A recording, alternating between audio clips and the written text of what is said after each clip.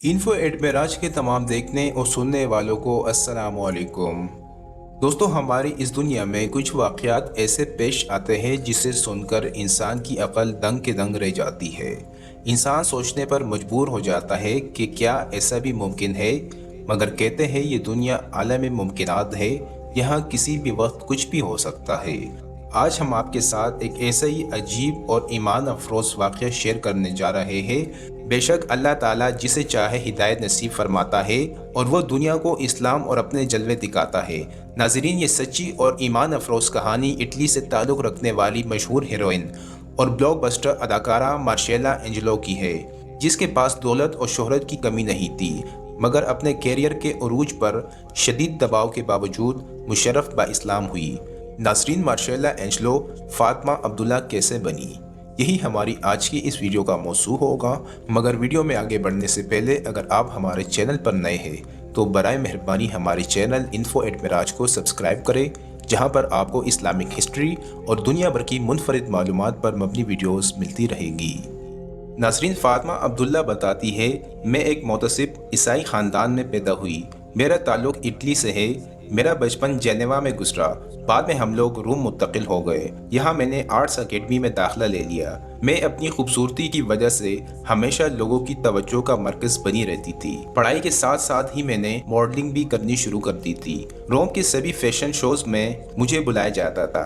इन shows में शिरकत से मेरी शोहरत में दिन ब दिन इजाफा होता जा रहा था और मुझे फिल्मों में भी काम मिलने लगा। मेरे लिए शोहरत और दौलत के दरवाजे खुल गए। आर्ट्स अकेडमी से अपनी तालीम मुकम्मल करने के बाद मेरी ख्वाहिश अतालवी सिनेमा पर छा जाना था। इटली के मशहूर प्रोड्यूसर बेटो जराइस ने मुझे अपनी फ़िल्म के लिए हीरोइन मुंतखब कर लिया।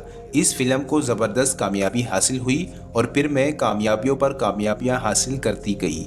दूसरी आलमी जंग पर बनने वाली फ़िल्म की शूटिंग के लिए मुझे अपनी यूनिट के साथ मिस्र जाना हुआ। वो सफ़र मेरे लिए रोशनी का सफ़र साबित हुआ और मेरी ज़िंदगी का रुख ही पलट गया। इस शहर से गुजरते हुए हमें एक मुकाम पर थोड़ी देर के लिए रुकना पड़ा। मैंने देखा कि वहां पर मौजूद एक इमारत से मुत्तसिल हिस्से में कुछ लोग हाथ मुंह धोने के बाद जूते उतार कर इमारत में दाखिल हो रहे हैं और वो कतारों में खड़े होकर उठने बैठने का सा अमल कर रहे हैं। इस मंजर को देखकर मुझे तजस्सुस हुआ और मैं वो मंजर करीब से देखने कार से उतरकर इस इमारत के करीब चली गई। वहां पहुंची तो देखा कि अब वो सब लोग बैठे पुरसुकून अंदाज में कुछ पढ़ रहे हैं। उनमें से किसी ने भी मेरी तरफ आंख उठाकर नहीं देखा। इस मुशाहदे के पुरसुकून लम्हात मुझे अपनी पूरी जिंदगी में कभी मयस्सर नहीं आए थे। वहाँ लोगों से मेरे पूछने पर पता चला कि ये इमारत मस्जिद है। अंदर मौजूद लोग मुसलमान हैं और इबादत कर रहे हैं। मैंने जिंदगी में पहली बार मस्जिद देखी थी। सच कहूँ तो मुसलमान नाम की जमात को ही पहली बार देखा था। पता नहीं क्यों दूसरे दिन मैंने इन्हीं वक्तों में मस्जिद की तरफ चली गई।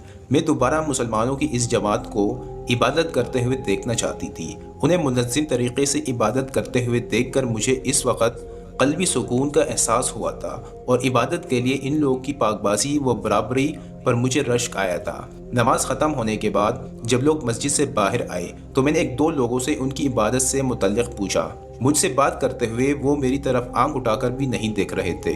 वो बहुत ही नेक तबीयत और सादा मिजाज लोग थे। वो मुझे बहन और बेटी कहकर बात कर रहे थे, जबकि मैंने अपनी उस वक़्त की उम्र तक अपनी कौम के लोगों को अपने ऊपर बदनज़र पाया था। यहाँ तक कि अपने लिए बेटी और बहन जैसे खुलूस भरे अल्फाज मैंने किसी से नहीं सुने थे। मिस्र में शूटिंग के ख़त्म होने के बाद मैं फिल्मी यूनिट के साथ इटली लौट आई। इटली में मेरा एक दोस्त शोहर की तरह मेरे साथ रहता था। घर वापस आने के बाद मैंने इस रिश्ते की हुर्मत पर बहुत गौर किया। काफ़ी गौर व फिक्र के बाद अब इस रिश्ते में मुझे खराबी का एहसास होने लगा। उस मस्जिद में लोगों की इबादत, मेरे सवाल पर नीची नजरें रखकर इनका मुझसे बात करना और बेटी बहन कहकर मुखातिब होना, इस सब ने मुझे उन मुसलमानों से मुतल्लिक बहुत कुछ सोचने पर मजबूर कर दिया। मेरे दिल पर इनकी इबादत और इखलाक का बहुत अच्छा असर पड़ा। मुझे अपने मुंह बोले शोहर के रिश्ते से गिन आने लगी और मैंने इससे अमलन अलहदगी इख्तियार कर ली। मैंने फिल्मों के मजीद मुआहदों पर दस्तखत करने से गुरेज करने लगी। मैं अपने घर के खामोश हिस्से में बैठकर इन मुसलमानों की इबादत से मुतल्लिक घंटों सोचती रही। मेरे जहन में मिस्र की वो छोटी सी मस्जिद, उन सादा से मुसलमानों के अखलाक, ان کی عبادت کی سادگی، نماز میں چھوٹے بڑے کی برابری، ان لوگوں کا مجھے نظر اٹھا کر نہ دیکھنا، میرے لیے بہن اور بیٹی جیسے پاک الفاظ کہنا، یہ ساری باتیں میرے دل و ذہن پر کچھ اس طرح نقش ہو گئی تھی کہ میں تصور میں بار بار مصر کی اسی مسجد میں پہنچ جاتی۔ ایک روز میں ایک راستے سے گزر رہی تھی کہ میری نظریں ایک بورڈ پر پڑی جس میں اس عمارت میں داخل ہو گئی، وہاں مرکز اسلام روم لکھا ہوا تھا۔ موجود لوگ میرے ساتھ بہت شفقت سے پیش آئے۔ میں نے ان سے دین اسلام کے بارے میں جاننے کے لیے کچھ کتابیں طلب کی۔ انہوں نے ایک پیکٹ مجھے تھما دیا۔ میں گھر پہنچ کر جب یہ پیکٹ کھولا تو اس میں خدمت میں ایک ہدیہ اطالوی زبان میں قرآن کریم کا ترجمہ اور کچھ کتابچے برآمد ہوئے۔ کتابچوں میں خاص طور پر اسلام میں عورتوں کے حقوق اور نبی کریم صلی اللہ علیہ وآلہ وسلم کے ازواج مطہرات کے بارے میں نظریات، تفکرات اور اعمال پر قدر تفصیل سے روشنی ڈالی گئی تھی۔ میں ان کتابچوں کا گھنٹوں مطالعہ کرتی رہی اور یہ مطالعہ ہر بار نور اور ہدایت کا ایک نیا باب روشن کرتا رہا۔ کتابوں کے مطالعے کے بعد میں نے سوچا جو چیز دل میں بھی آ گئی ہے تو اسے قبول کرنے میں دیر کیسی۔ یہ سوچ کر میں اسلامی مرکز پہنچی اور انتظامیہ سے اسلام قبول کرنے کی اپنی خواہش کا اظہار کیا۔ میرا خیال تھا کہ اسلام قبول کرنے کی کارروائی میں کچھ وقت لگے گا، مگر اسلامی مرکز والوں نے کہا کہ اسلام قبول کرنے میں کسی خاص کارروائی کی ضرورت نہیں۔ ان کا کہنا تھا کہ جو باتیں اور عقائد دل سے آپ نے مان لی ہے یہی زبان سے دہرا لو۔ میں نے ایسا ہی کیا۔ انہوں نے مجھے کلمہ شہادت اور اس کا ترجمہ زبان سے کہلوایا۔ الحمدللہ اب میں مسلمان ہوں۔ مجھے اپنے اندر بھی اسی سکون کا احساس ہے جو میں نے مصر میں عبادت کرتے ہوئے لوگوں کے چہروں پر دیکھا تھا۔ الحمدللہ اب میں بھی اسلامی مرکز کی اہم ممبر ہوں۔